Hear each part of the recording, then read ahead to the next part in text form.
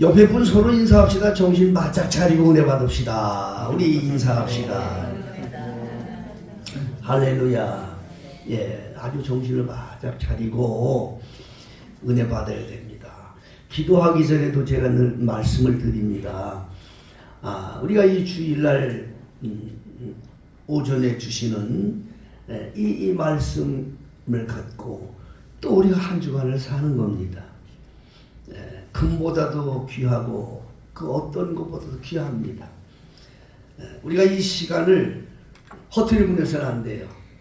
예배 시간에는 전부 다 핸드폰 끄시고 그리고 말씀을 들으셔요. 예배 시간에 핸드폰 갖고 하지 말고 내가 지난주에 말씀드렸어요. 하나님의 말씀을 듣는 가운데 핸드폰 가지고 카톡하는 손길은 꼭 문둥병이 발할지어다 그랬습니다. 하나님의 말씀을 전할 때는 말씀에만 집중해야 됩니다. 말씀을 잘 들으셔서 오늘도 큰 복이 임할 줄로 믿습니다. 복이라는 것은 영생이에요. 믿습니까? 영생. 말씀 듣는 일은 이처럼 중요합니다. 자, 오늘은 이 창세기 22장 1절부터 17절 제가 봉독한 이 말씀을 중심으로 해서 시험하시는 하나님이라는 제목으로 제가 말씀을 준비했습니다. 사실 하나님은요 시험하는 분이 아니에요. 하나님은 야고보서 1장 2절로 4절에 보면 하나님은 아무도 시험하지 않는다. 그렇게 말씀하고 있어요. 야고보서 1장 우리 3절 2절이 아니고 3절입니다. 우리 한번 야고보서를 한번 찾아보실까요? 야고보서 중요하니까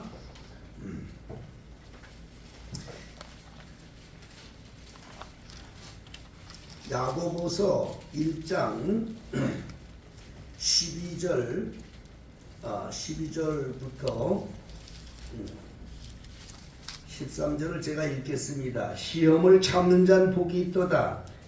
이것에 옳다 인정함을 받은 후에 주께서 자기를 사랑하는 자들에게 약속하신 생명의 멸관을 얻을 것임이니라. 사람이 시험을 받을 때 내가 하나님께 시험을 받는다 하지 말지니 하나님은 악에게 시험을 받지도 아니하시고 친히 아무도 시험하지 아니하시느니라.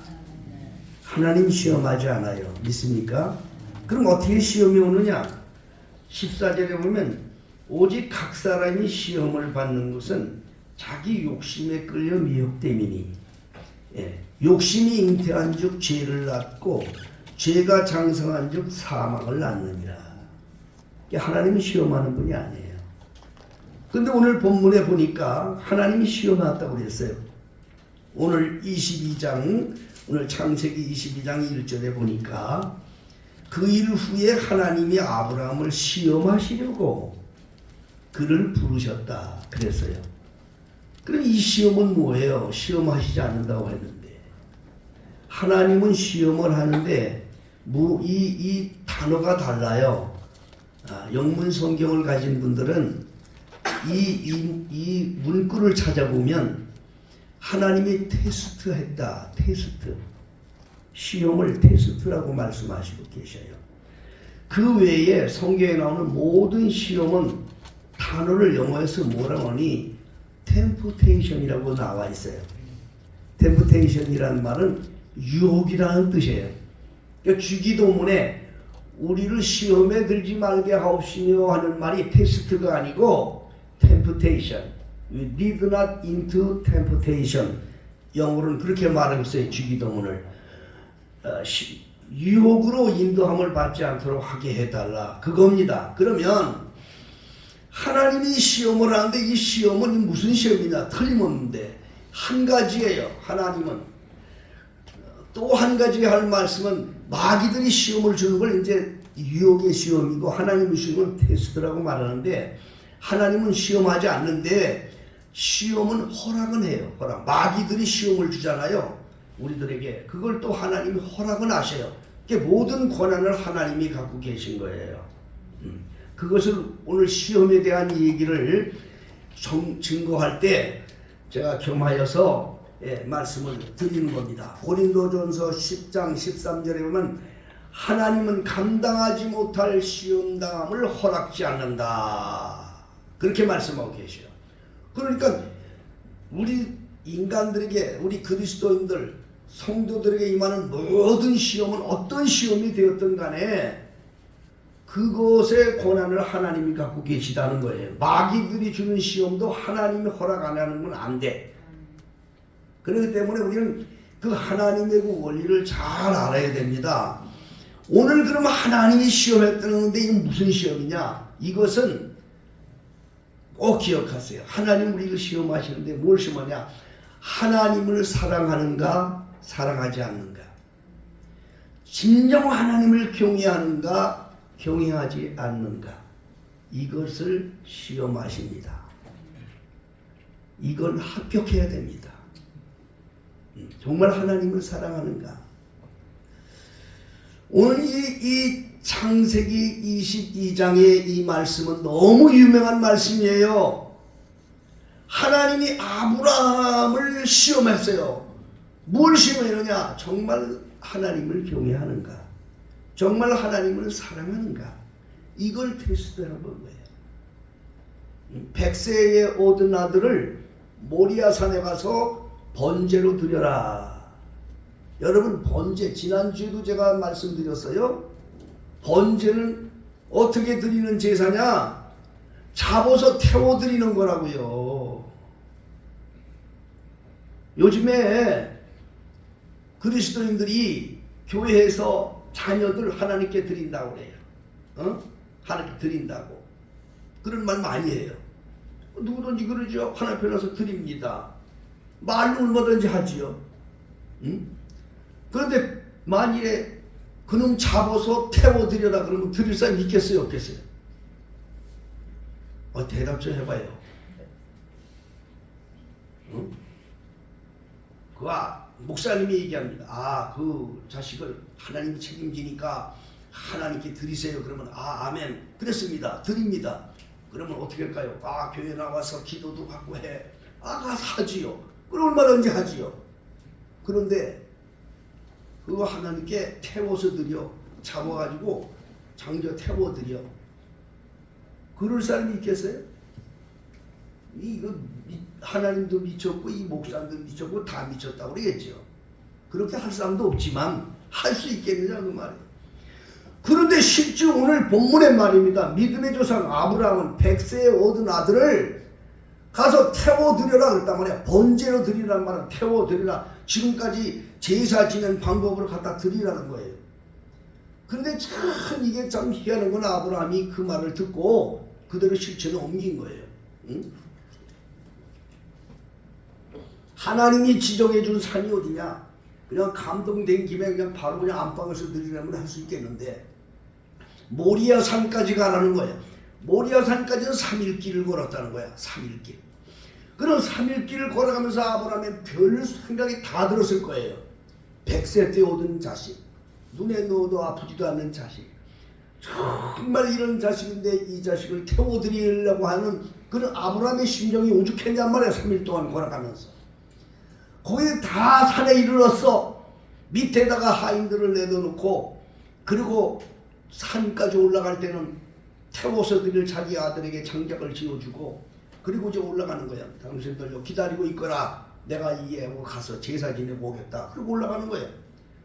한참 올라가는데 또 거기서 또 그냥 가는 것도 아니고 이 아들님이 아버지한테 얘기를 하는 거야. 아버지, 왜? 아니 항상 아버지 그 제사로 지낼 때는 양을 잡아서 탁 태워서 이렇게 제사 지내고 그러셨는데, 아니 그 장작은 내가 이거 장작은 있는데 이 제사 지낼 양은 어디 있습니까? 여러분, 아브라함의 가슴이 찢어졌겠어요? 안 찢어졌겠어요? 그러니까 아브라함이 툭 한다는 말이 뭔가 하냐? 재물은 여호와께서 준비하시리라. 하나님이 따로 준비하시리라.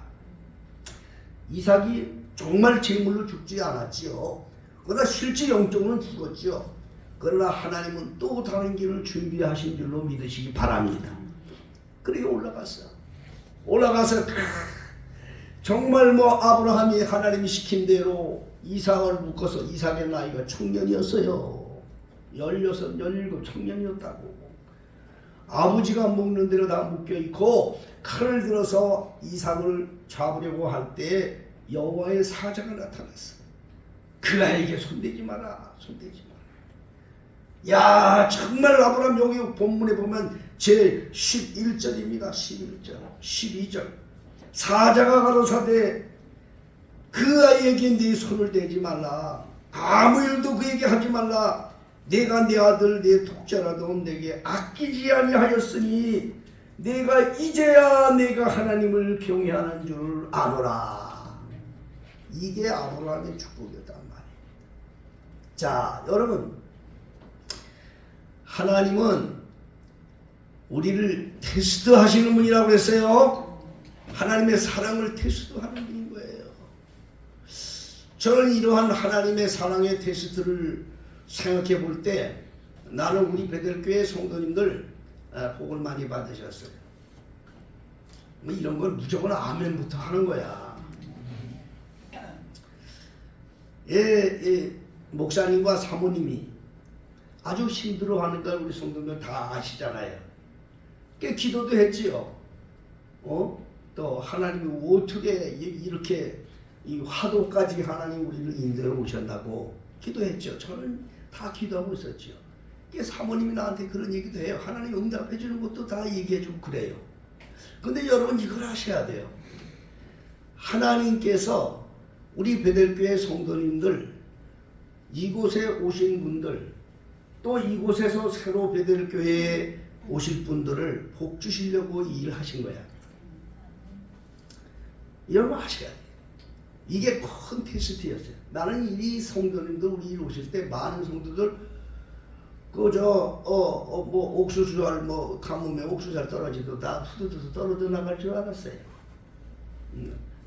싫지 그랬어요. 왠가니 내 친구들이 그것을 들었으니까.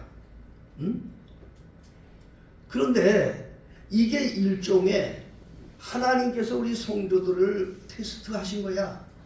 정말 하나님을 사랑하는가? 정말 교회를 말로 하듯이 정말 하나님의 종을 존경해 왔는가? 이걸 테스트하신 거예요. 그래서 나는 정말 이번에 이런 일을 겪으면서 이걸 하나님의 섭리가 있었던 거예요. 내가 여러분들 복 받았다는 걸 그냥 하는 말이 아니야. 잘 이기신 거야, 여러분. 여러분, 이 하나님의 그 은혜라는 건요, 하나님의 테스트 속에서 합격해야 돼. 아브라함처럼. 예? 그냥 정말 세상 떠나고 세상에 얼마나 많아. 예배당이 발길에 차 있는 게 예배당이고 요즘에 목사님들이 얼마나 많냐. 요즘엔 아주 무임 목사도 깔렸어요. 요즘엔 어디 가도 어떻게 하다 보면 목사님 그러면 그냥 식당에서 여러 사람이 다 뒤돌아봐. 다 목사 되려고 앉은 사람들이. 미국에서만 그런 게 아니라 한국에도 마찬가지라고. 그런데 여러분들이 이렇게 한 길을 이렇게 찾아서 나 자신도 감사했지요. 그래서 축복을 많이 합니다.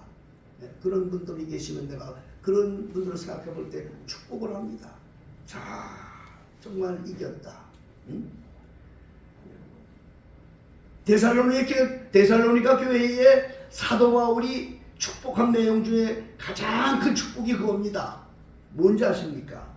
내 믿음의 수고와 사랑의 수고, 소망의 인내.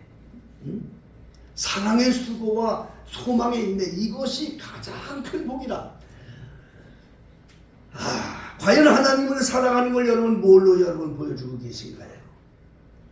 나는 그렇게 생각합니다. 우리 교회 성도님들 정말 그걸 하나님의 사랑으로 고백했기 때문에 이러한 믿음을 주님 만날 때까지 결코 흔들리지 마시기를 예수 이름으로 축복합니다. 여러 가지 시련과 여러 가지 미혹도 올 수 있어요. 그러나 속지 마셔야 됩니다. 그러면 이곳까지 오신 우리 찾아오신 그런 우리 베델교회 성도님들 그분들에게는 위해서 여기로 하나님이 이렇게 옮겨주셨나요? 절대 그렇지 않습니다. 앞으로도 또 이 화도 지역에서 이곳에 함께 모여서 예배할 영혼들을 위해서 하나님이 이런 일을 하신 것입니다. 그분들도 더 큰 복을 받으실 것입니다. 저는 아주 확신합니다. 여러분, 교회는요 다 교회가 아닌 거야. 하나님이 정말로 하나님의 은혜 가운데로 인도해 주는 복들이 있어요. 그런 교회가 있는 거예요. 그러므로 나는 우리 베델교회 사랑하는 성도님들이 마치 아브라함이 그 하나님의 사랑을 확인시킴으로 복을 받은 것처럼 나는 우리 베델교회 성도님들이 이번 일을 통해서 정말 이 일을 이뤘다 생각하고 정말 주님께 감사하고 하나님 앞에 더 견고히 있을 수 있기를 예수 이름으로 축복합니다.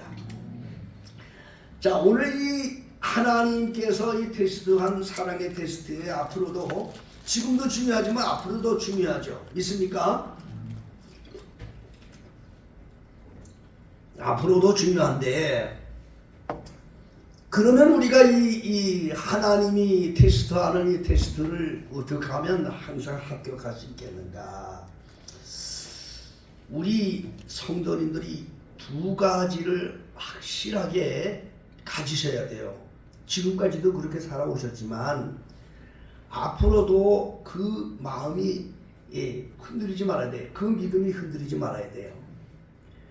그럼 내가 어떤 시련이 오고 어떠한 역경이 와도 아까 우리 권사님들이 특성한 그 특성의 제목대로 그럼에도 불구하고 정말 이렇게 안아주시는 하나님의 사랑에 내가 취해서 승리할 수 있겠는가?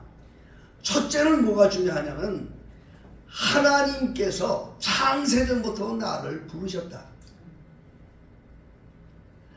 하나님께서 창세전부터 하나님이 나를 부르시고 하나님이 나를 낳으셨다. 나는 하나님의 자녀다. 이 분명한 믿음에 서야 됩니다. 이 사람이 믿음으로 이길 수가 있는 거예요. 모든 시련이 와도 이런 사람은 절대로 하나님을 배반하지 않아요. 하나님을 배반하지 않아요. 여러분, 천국 가는 사람은 누가 천국 가는지 아십니까? 하나님을 배반하지 않는 자가 천국 가는 거예요. 가장 무서운 죄는 배반죄야. 배반죄. 배반죄는요 하나님을 배반하는 건 회개도 안 돼. 회개도 안 된다니까. 여러분, 복음 중에 가장 큰 복음이 뭐라고 그랬어요? 회개라고 얘기했잖아요. 회개라고 하는 것은요, 이거는 아주 정말 복음 중에 복음이요. 사람이 죄 안 짓는 게 그 사람이 천국 가는 게 아니에요. 다 죄인인데 뭐 죄인인데. 예? 죄 안 짓는 사람이 천국 가는 게 아니에요. 죄인은 다 죄인다고요. 예? 천국 가는 사람은 누가 천국 가느냐? 회개하는 자가 천국 가는 거예요. 예? 그런데 이 회개도 아무나 못해. 하나님이 회개할 수 있는 영을 주셔야 돼. 하나님을 배반하는 자들에게는 회개도 안 돼. 그걸 사망에 이르는 죄인이라는 거예요. 믿습니까? 그런 자는 사망에 이르는 죄인이다. 응? 회개도 안 되니 이거 얼마나 무서우냐고요. 응?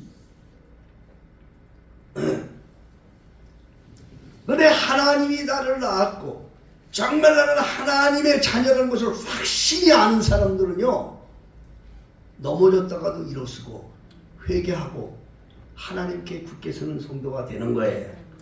여러분, 하나님의 자녀가 된 것이 몇 날 몇 월 며칠에 내가 어떻게 돼서 된 게 아니야. 우리 조순명 집사님이 오늘 못 오셨구만. 조순명 집사님이 오늘 학생부 수련할 때 운전하려고 애를 많이 쓰셨어요. 식사 시간에 식사를 하면서 김영분 권사님을 복받은 여자라고 얘기해요. 왜 복받았느냐? 나를 만나서 복받았다는 거야. 자기가 뭔데? 그랬더니 자기가 예수 믿게 해줬다는 거예요. 그러니까 또 우리 저 김연문 권사님이 또 다 답변을 했어. 목사님이 말씀하시기를 당신이 그런 게 아니라 창세전부터 하나님이 나를 불렀다고 말씀하셨어. 이렇게 답변하더라고. 그 말이 맞는 거야. 여러분, 그 말이 맞는 거야. 사람들이 전도해서 그때 내가 하나님의 자녀 됐다는 건 그 잘못. 만일 어떤 분이 그렇게 가르쳤다면 그 사람은 하나님을 모르는 사람이야. 천무당이야. 쉽게 얘기하면. 진짜 하나님의 종은 어떻게 가르친 줄 아세요? 하나님이 당신을 부른 거는 창세전에 이미 불렀어. 성경에 나왔다고요. 에베소 1장을 찾아서 보겠습니다. 여러분, 에베소서 1장 신약성경 에베소서 1장을 제가 찾아서 보겠습니다. 다 찾으셨어요? 에베소서 1장 3절부터 제가 읽습니다. 찬송하리로다. 하나님 곧 우리 주 예수 그리스도의 아버지께서 그리스도 안에서 하늘에 속한 모든 신령한 복으로 우리에게 복 주시되 곧 창세전에 그리스도 안에서 우리를 택하사 우리로 사랑 안에서 그 앞에 거룩하고 흠이 없게 하시려고 그 기쁘신 뜻대로 우리를 예정하사 예수 그리스도로 말미암아 자기의 아들들이 되게 하셨으니. 아멘. 창세전에 이미 됐다니까. 아니, 성경을 얘기해야지 우리가 세상 얘기하면 안 되잖아요. 하나님의 말씀에 그렇게 얘기했다고. 이미 창세전에 예정했다는 거예요. 창세전에 뭐 어떤 사람들은 모태적 신앙 떠드는데 웃기지 마라. 모태적 신앙이 예수 제대로 믿는 것들 제대로 못 봤어. 왜? 잘못 알아서 그래. 모태에서 나온 게 아니라 모태에서 있었기 전에 하나님께서 창세전에 예수 그리스도의 유전자를 주어서 세상에 와서 알게 된 거야. 모태적 신앙도 예수 안 믿는 사람들 많아. 그게 무서운 얘기라고 여러분. 우리 시정희 권사님도 모태적 신앙이라고 자랑하지 마라. 하나님이 창세전에 직접 지목한 걸 알아야 돼. 그래야 똑바른 성도가 되는 거야. 하나님의 똑바른 성도는 창세전에 나를 불렀다. 하나님이 창세전에 예정하셨다. 그 사실 알아야 돼. 성경에 그러면 거기서만 그렇게 말씀한 게 아니에요. 사도 바울도 그 말했어요. 로마서 8장을 한번 다 같이 보시겠습니다. 로마서 8장. 자, 로마서 8장 28절부터 30절까지 있는 말씀을 제가 읽겠습니다. 28절, 로마서 8장 28절부터 30절입니다. 우리가 알거니와 하나님을 사랑하는 자, 곧 그 뜻대로 부르심을 입은 자들에게는 모든 것이 합력하여 선을 이루느니라. 하나님이 미리 아신 자들로 또한 그 아들의 형상을 본받게 하기 위하여 미리 정하셨으니. 미리 정했다고 그랬어요. 그랬어요? 안 그랬어요? 부르기 전에 미리 정했어요. 이는 그로 많은 형제 중에 맏아들이 되게 하시니라. 또 미리 정하신 그들, 미리 정한 거 언제 정했다는 말이야? 언제? 창세전에 미리 정했다니까. 창세전에 미리 정한 그들을 또한 부르시고 부르신 그들을 또한 의롭다 하시고 의롭다 하신 그들을 또한 영화롭게 하셨느니라. 창세전부터 예정했어. 우리는 창세전에 이 세상이 만들기 전에 이미 그때 성부 성자 성령 아들의 유전자를 가지고 하나님의 아들 빛의 자녀들로 이미 예정되어 있던 사람들이 교회에 나올 수 있고 예수를 부를 수 있는 거야. 여러분, 이걸 알아야 돼. 내가 사는 중에 어째 누구 전도로 됐다 그때 됐다 이렇게 알아서는 안 돼. 우린 창세전에 이미 하나님이 미리 아시고 예정하시고 그때 부르셔서 인쳤다는 사실을 아는 자들은 이 세상에 어떠한 시련과 어려움이 오고 유혹이 와도 넘어지지 않고 반드시 승리하는 줄로 믿으시기 바랍니다. 반드시 하나님 편에 서게 되는 거예요. 그 사람은. 두 번째는 뭐가 중요하냐? 그러므로 내가 하나님이 나를 그렇게 부르셔서 하나님의 소유를 삼았다. 하나님의 소유 삼았다. 이 믿음이 있어야 돼요. 나는 누구 것이냐? 하나님의 것이다. 이게 믿어져야 돼. 예? 이 사람은요, 그러면 하나님의 것을 믿어지는 사람은 하나님이 어떤 테스트를 해도 절대로 속지 않아. 무조건 하나님 편에서. 무조건 하나님 편. 자기는 하나님의 거니까. 응? 이사야 43장 1절에 있는 말씀을 항상 우리 베들교회 성도님들에게 제가 말씀을 드립니다. 그 이사야 43장 1절의 말씀은 창세전에 우리를 예정하시고 이 땅에 보내줘서 하나님의 소유된 것에 대한 합축적인 말씀이 그 말씀이에요. 거기에 그렇게 말씀하고 계십니다. 응? 야곱아, 너를 창조하신 여호와께서 이제 말씀하시느니라. 이스라엘아, 너를 조성하신 여호와께서 이제 말씀하시느니라. 너는 두려워 말라. 내가 너를 구속하였고, 응? 내가 너를 불렀으니 곧 너는 내 것이라. 그렇게 말씀하셨어요. 응? 거기는 다 말씀이 다 들어있어요. 응? 이사야 43장 44절은요, 이 세상이 어떻게 오냐? 모태에서 너를 불렀다. 모태에서 너를 조성했다. 창조가 있고 조성이 있고 구속이 있고 선택이 있는데 이 네 가지 단계를 아주 거기는 얼마나 정확하게 말하는지 몰라요. 하나님이 창세전에 영적으로 내가 이 세상에 있기 전에 나를 불렀단 말이야. 예? 그런데 하나님이 나를 세상에 보내서 보이게 하기 위해서 모태에서 조성했어. 이씨 집안, 김씨 집안, 박씨 집안, 그 모태에서 조성했다고. 왜 이 땅에서 필요한 일꾼을 그대로 살게 하려고 특별한 성격을 주어서 하나님의 목적으로 쓰시려고 모태에서 조성했다는 말을 잘 기억해야 돼요. 여러분. 이 모태 속에서는 피가 만들어져요. 피는 성격이 만들어져요. 그 사람의 개성이 만들어지는 거예요. 그 하나님이 기가 막히게 세상에 보내서 그걸 그대로 쓰시할수는 안 되기 때문에 구속의 단계를 거칩니다. 구속의 단계는 것은 예수 그리스도의 피로 깨끗하게 씻어서 하나님의 선한 그릇으로 만드는 거예요. 그게 구속의 역사인 겁니다. 그렇게 해서 하나님의 소유를 삼았다 이 말이요. 나는 하나님의 것이라 그 말이야. 여러분, 하나님이 나를 낳았고 나는 하나님의 것이다. 이거를 아는 자들은 세상에 어떤 시련이 와도 무조건 하나님 편에 섭니다. 믿습니까? 무조건 하나님 편에 서. 그러면 내가 하나님의 것인데 내게 속한 건 누구 거예요? 왜 대답을 못 하셔? 내가 하나님의 건데 내게 속한 건 다 누구 거예요? 하나님의 거죠. 이 믿음에 있는 사람은요, 아브라함처럼 산다니까. 아브라함의 아들이 누구냐? 아들이 하나님이 준 선물이잖아. 어? 그럼 아브라함이 갈등이 왔잖아. 예? 선물을 주신 하나님을 택할 것인가? 아니면 이 선물을 택할 것인가? 여러분, 어떤 게 더 중요해요? 하나님 주신 분이 더 중요해요? 선물이 더 중요해요? 주신 분이 중요하잖아요. 원칙을 알아야 된다고. 원칙을 알아야 된다고. 그러면 그분 안에 다 있다고. 모든 게 선물 주신 분 안에 더 많은 것도 다 있다고요. 그게 더 중요한 거지. 선물 받아서 그 선물이 전부인 줄 알고 그렇게 사는 사람들이 얼마나 많아요. 응? 요즘에 재산 없는 부모들은 복 있는 줄 알아야 돼. 재산 많으면 자식들이 재산 때문에 항상 널름널름 된대. 그래가지고 그 부모 재산 먹으려고, 그래서 재산 빨리 달라고 계속 껄쩍대고 그러는데, 응?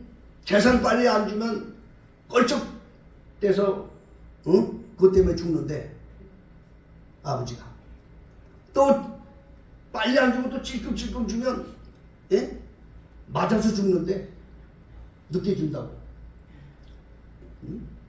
그리고 세 번째는 다 줘버리면 굶어 죽는데 버림받으니까. 그러니까 재산 없는 게 복이야. 여러분들, 재산 없는 거 복이야. 아무것도 없어야 돼. 왜냐, 이 세상이 약하니까 자식 새끼들이 부모는 안 보이고 돈만 보여. 여러분, 우리가 이 세상을 살아갈 때에 하나님의, 내 것이 전부 다 하나님의 것이지, 하나님의 소유이기 때문에 하나님, 선물 주신 하나님을 귀하게 여길 줄 알아야 돼요. 좀 주시고 그거 갖고 그게 전부인 줄 알고 거기에 빠져 살면 근본적인 하나님을 잃어버리게 되는 거예요. 그래서 여러분 이 세상에 시험이 올 때 많이 시험이 오는 거예요. 여러분 욥은 그랬지 않습니까? 그 욥이 고난받을 때 욥기서 1장 21절에 말할 수 없는 시련이 왔지 않습니까? 자식들도 잃어버리고 재산도 잃어버리고 자기 몸까지 병이 들어서 재에 앉아서 몸을 기와장으로 긁으면서 그렇게 하는 비참한 떨어졌지 않습니까? 그래도 욥은 거기서 그렇게 얘기했어요. 하나님 앞에 내가 세상에 벌거벗은 몸으로 왔어. 벌거벗은 몸으로 또 갈 겁니다. 하나님. 그동안 사는 동안 주셨던 분도 하나님이고 다시 가져가는 분도 하나님이시니 우리 하나님 영광을 받으시옵소서. 여러분 이게 얼마나 참 나는 우리 교우님들 보면 다 그렇게 사는 분들이 많이 계셔. 하나님께서 사랑을 해주시고 하나님의 은혜를 입혀주는 줄로 믿으시길 바랍니다. 정말 하나님을 사랑하냐, 내가 정말 하나님을 사랑하는지, 세상을 사랑하는지, 내가 하나님 주신 선물을 사랑하는지, 그 선물 주신 하나님을 사랑하는지, 간단한 예를 하나 하지만은 우리 교회, 난 항상 우리 교회 성도들을 칭찬하고 싶고 감사하고 싶어. 어떤 자매가 하나님이 100만 원을 주신 거야. 일하는 가운데 100만 원을 주셨는데 인간이기 때문에 그 100만 원을 좀 갈등이 왔지. 그렇지? 자기 어떻게 쓸 수도 있고 할 수 있어요. 그런데 평소에 하나님을 사랑했고 또 교회를 사랑하고 주의 종도 사랑하는 그런 마음이 있었어요. 그래서 그 100만 원 중에서 50만 원을 감사함으로 하나님께 하고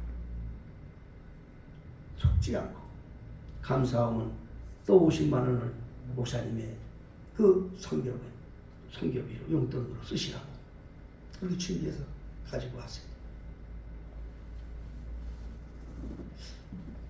여러분 그거 그냥 쉽다고 생각하지 마세요. 여러분들 같으면 과연 내가 그렇게 주님에게 사랑을 표현할 수 있겠는가? 주님 사랑 표현은 우리 행함으로 나타나는 거예요. 내가 이처럼 주님을 사랑합니다. 내가 거짓 없이 하나님을 사랑합니다. 이 훗날에 하늘나라 가서 남는 것은 주를 향한 사랑만 남는 걸 여러분 잊지 마셔야 돼. 응? 고린도전서 13장은 사랑장이에요. 응? 방언도 패하고 애언도 패한다. 그러나 사랑은 영원하리라. 우리 주님 앞에 가서 아름다운 열리관 받아 쓰고 주의 큰 위로 속에 살 수 있는 그 큰 영광은 뭐냐? 내가 주를 위해 살았던 그 사랑의 행위입니다. 그건 영원히 지워지질 않아요.